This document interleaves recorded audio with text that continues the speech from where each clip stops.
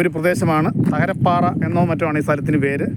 ഇവിടെ ജീവനക്കാർ കൃഷിയിടങ്ങളിൽ, പൈനാപ്പിൾ കൃഷിയിടങ്ങളിൽ വർക്ക് ചെയ്യുന്ന ഭാഗമാണ് നമ്മൾ കാണുന്നത്.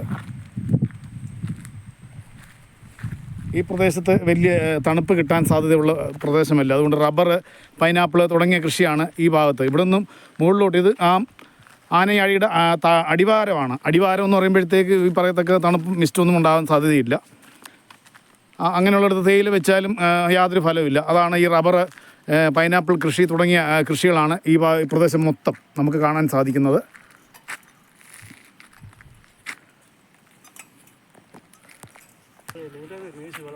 ഊണ് സമയമായെന്ന് തോന്നുന്നു. ഉണ്ണാനായിട്ടോ മറ്റോ പണിക്കാർ ഉണ്ണാനുള്ള തയ്യാറെടുപ്പിലോ മറ്റോ ഇറങ്ങി നിൽക്കുകയാണെന്നാണ് എനിക്ക് ചോദിച്ചപ്പോൾ എനിക്ക് മനസ്സിലാക്കാൻ സാധിച്ചത്. അണ്ണാ, ഇവിടെ പണിയെടുക്കുന്നതാണോ? ഇവിടെ എന്ത് പണിയാണ് ഇന്ന്? പൈനാപ്പിൾ. ഓഹോ, അതായത് നമ്മുടെ കൈതച്ചക്കയ്ക്ക് ഇവർ അതിൻ്റെ വളമിടുക, മണ്ണിടുക തുടങ്ങിയ ചാണകവും വളവും ഒക്കെ ഇടുക, അതിൻ്റെ കള പറിക്കുക, അങ്ങനെ അത്തരം പ്രോസസ്സാണ് ഈ പണിക്കാർ. ഏതാണ്ട് 9-10 പേരുണ്ട്. ഉണ്ണാനിറങ്ങിയാണോ? ഊണ് കഴിക്കാൻ ഇറങ്ങിയാണോ? അതെ, ശരിയാണ്. ഊണ് കഴിക്കാനായിട്ട് ഇവർ ഇറങ്ങിയിരിക്കുകയാണ് എന്നാണ് പണിക്കാർ പറയുന്നത്. ഇത് എത്ര മാസത്തെ വിളവ് വേണ്ടി വരും? എന്ത് മേശരി, എത്ര മാസത്തെ വിളവ് വേണ്ടി വരും? കൃഷി കായാണെങ്കിൽ പറിക്കണമെങ്കിൽ 8 മാസം വരും അല്ലേ? അത് ശരി. ഇപ്പം നിങ്ങൾ പിടിപ്പിച്ച് തൈ വെച്ചതേ ഉള്ളോ? അത് ശരി. 8 മാസം കഴിയുമ്പോൾ നമുക്ക് വിളവെടുക്കാം. അത് ശരി. പറിക്കാം, വിളവെടുത്ത് പോവാം. അത് ശരി. പണിക്കാർ പറയുന്നത് ഇതിൻ്റെ പൂർണ്ണ വളർച്ച എത്തുക എന്ന് പറയുന്നത് 8 മാസം എന്നാണ് ഇവർ പറയുന്നത്.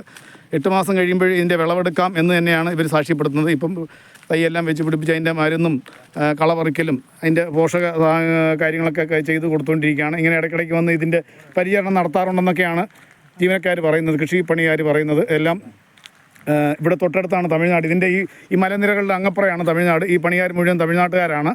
ഇവിടെ താമസിച്ച് പണിയെടുക്കുകയാണോ പോയി വരികയാണോ ഡെയിലി? ഇവർ ഫാമിലിയായിട്ട് ഇവിടെ താമസിക്കുകയാണോ? ഇവർക്ക് താമസിക്കാനുള്ള സൗകര്യം ഇവിടെ എസ്റ്റേറ്റ് മുതലാളി ചെയ്ത് കൊടുത്തിട്ടുണ്ട്.